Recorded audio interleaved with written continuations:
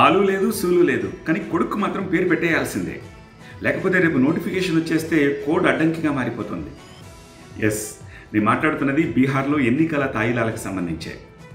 మొన్నటికి మొన్న కాంగ్రెస్ పార్టీ రాహుల్ గాంధీ ఫోటోతోటి 5 లక్షల శానిటరీ ప్యాడ్స్ని బంచెస్గా బీహారీ మహిళలకు ఉచితంగా పంచుతానని చెప్తూ అధికారంలోకి వచ్చాక 2,500 రూపాయల చొప్పున ప్రతి పేద మహిళకి ఇస్తామని కాంగ్రెస్ వాగ్దానం చేసింది.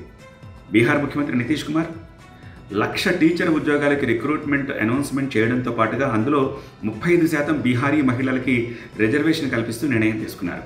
ఇప్పుడు 1,67,00,000 మందికి ప్రయోజనం కలిగించేలాగా 125 యూనిట్ల ఫ్రీ కరెంట్ని అనౌన్స్ చేశారు. అంతేకాదు, కేంద్ర ప్రభుత్వ సోలార్ స్కీమ్ కుటీర్ జ్యోతిలో భాగంగా పేదలకు రూఫ్ టాప్ సోలార్ ప్యానెల్స్ కోసం ఫ్రీగా ఆ ఇన్స్టాలేషన్ ప్యానెల్స్ ఇస్తామని చెప్తూ జనరల్ కేటగిరీకి సబ్సిడీ తోటి అవి ఇస్తామని చెప్తూ ఉన్నారు.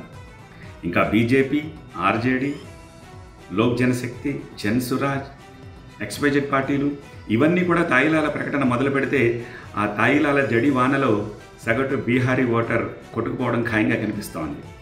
మీరేమనుకుంటున్నారు? ఈసారి బీహార్ ఎన్నికలు ఆంధ్ర, తెలంగాణ, తమిళనాడును మించిపోబోతున్నాయా ఈ తాయిలాల విషయంలో? మీ కమెంట్ రాయండి.